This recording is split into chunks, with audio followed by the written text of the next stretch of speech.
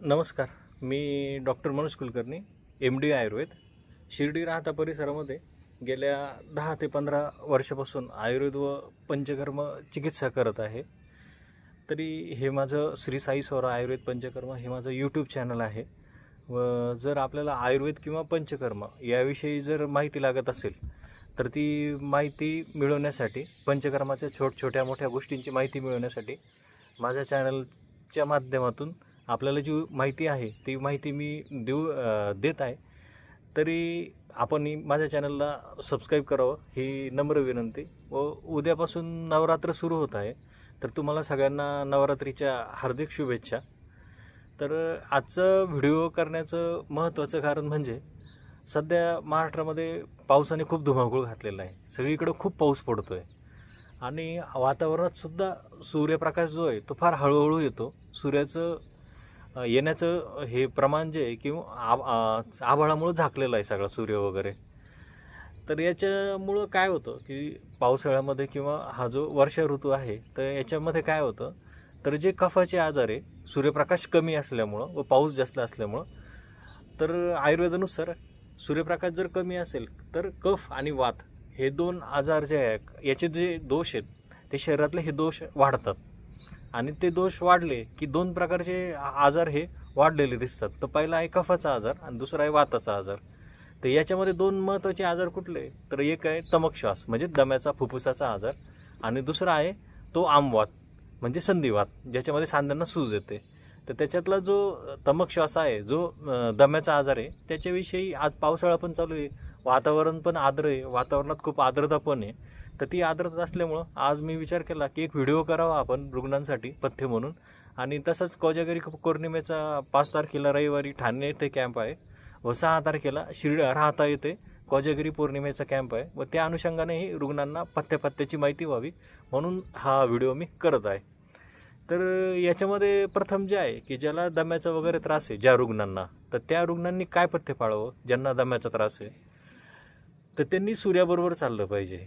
म्हणजे काय, तर दम्याच्या रुग्णांनी जेवणाच्या वेळा जे आहे त्या सकाळी 9 ते 11 आणि 5 ते 7 या 2 वेळेतच दम्याच्या रुग्णांनी जेवण केलं पाहिजे. सकाळी 9 ते 11 सूर्याचं सुरुवातीचा काळ आहे आणि 5 ते 7 हा सूर्यास्ताचा काळ आहे. तर या काळामध्ये जर दम्याच्या रुग्णांनी पथ्य व्यवस्थित पाळले आणि या काळातच जेवणाचे टायमिंग फिक्स केले तर त्यांचे जवळजवळ 50 ते 60% प्रॉब्लेम, हे सगळे प्रॉब्लेम हे कफाचे जे प्रॉब्लेम आहेत ते सगळे कमी होऊन जातात. त्याच्यामुळं दम्याचे जे रुग्ण आहेत त्यांनी महत्त्वाची गोष्ट काय करावी, तर सकाळी 9 ते 11 आणि संध्याकाळी 5 ते 7 या वेळेमध्येच जेवण केलं पाहिजे. त्याच्यानंतर दुसरा मुद्दा आहे की सूर्याची सेवा दुसऱ्या पद्धतीने काय करायची, तर सकाळी उठल्या सूर्यनमस्कार केले पाहिजे. सूर्यनमस्कार करताना आपण बघतो की सूर्यनमस्कार करताना आपलं जेव्हा आपण खालून वरती येतो तेव्हा ॲटोमॅटिकली आपलं पोट हे दाबलं जातं.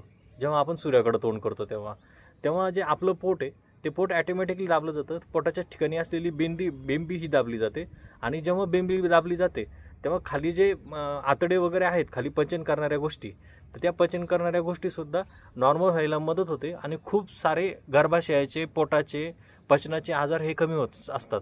त्याच्यामुळं जे रुग्ण आहेत दम्याचे, तर त्या दम्याच्या रुग्णांनी सूर्यनमस्कार करणं हा अत्यंत गरजेचं आहे. तर त्याच्यामध्ये सूर्यनमस्कारामध्ये ओम मरीचई नावाचा एक मंत्र आहे, त्या जे सूर्यनमस्काराचे मंत्र आहे. तर मरीचई म्हणजे काय, तर मिरे हे उष्ण असतात आणि मिरे हे पचनासाठी पण खूप उपयुक्त असतात. म्हणून फोडणी देताना, भाज्या करताना आपण त्याच्यामध्ये मिरे टाकतो. तर हे मिरे हे आपली पचनशक्ती वाढवतात. तर याच्या पद्धतीनेच सूर्यनमस्कारसुद्धा आपली पचनशक्ती वाढवतो. आणि जर जिथं उष्णता असते तिथं कफाचं प्रमाण कमी असतं. सूर्य उगवला की हळूहळू कसं थंडतपणा कमी होत जातो. जसं आपण सूर्यनमस्कार करत जातो तशी शारीरिक उष्णता ही तयार होते आणि ती शारीरिक उष्णता तयार झाली की मग पचनाचे आजार आणि त्या पद्धतीने कफाचे अपाचित कफ जो आहे तो कफ कमी होण्यासाठी मदत होते. तर हे 2 महत्त्वाचे पथ्य दम्याच्या रुग्णांनी पाळले पाहिजे. नंतर तिसरा जो प्रकार आहे तो म्हणजे आहारातले बदल. तर आहारातले बदल करताना ज्वारीची भाकरी, बाजरीची भाकरी, मुगाच्या डाळीची आमटी, मुगाच्या डाळीचं वरण, लसणाची चटणी, कुळथाचं कडण, ह्या 4-5 ज्या गोष्टीच्या आहे ह्या जर सातत्याने जेवणामध्ये ठेवल्या तर कफाच्या आजारांना खूप चांगला, गव्हाचा फुलका, तर कफाच्या आजारांना खूप चांगला फरक पडतो व शरीरातला हलकेपणा यायला सुद्धा खूप छान पद्धतीने मदत होते. नंतर अजून जर नाश्ता करायची वगैरे सवय असेल तर नाश्ता करायच्या सवयीमध्ये ज्वारीच्या लाह्या, साळीच्या लाह्या, नंतर अजून फोडणी दिलेले पदार्थ, नंतर अजून उपीट, शिरा यासारख्या ज्या गोष्टी आहेत या जर नाश्त्यामध्ये ठेवल्या तरी चालतील. पालेभाज्या खाताना वगैरे, तर पालेभाज्या खाताना जर तुम्हाला ॲसिडिटीचा वगैरे त्रास होत नसेल, आंबट ढेकरं येत नसतील, तर तुम्ही पालेभाज्या सर्व प्रकारच्या खाऊ शकतात. कडधान्य शक्यतो आपण याच्यामध्ये दम्यामध्ये पेशंटला वर्ज्य करायला सांगतो. आणि त्याच्यानंतर फळभाज्यामध्ये दुधी भोपळा, घोसाळं, गिलकं, डांगर, कारलं, दोडकं, दुधी भोपळा, घोसाळं, गिलकं, डांगर, कारलं, दोडकं, भेंडी ह्या ज्या भाज्या आहेत या भाज्या तुम्ही जास्त प्रमाणात खाऊ शकतात. त्याच्यानंतर मांसाहार हा शक्यतो हा पचनशक्तीशी संबंधित हा आजार आहे आयुर्वेदानुसार. त्याच्यामुळे मांसाहार जेवढा कमी करता येईल तेवढा मांसाहार हा कमी करण्याचा प्रयत्न करावा. तसंच बेकरीचे पदार्थ जे आहेत, फर्मेंटेड फूड म्हणजे इडली, डोसा, उत्तप्पा, नंतर अजून ब्रेडचे पदार्थ, विविध प्रकारचे पिझ्झा, बर्गर हे जे आहेत हे कमीत कमी खाण्याचा प्रयत्न करावा.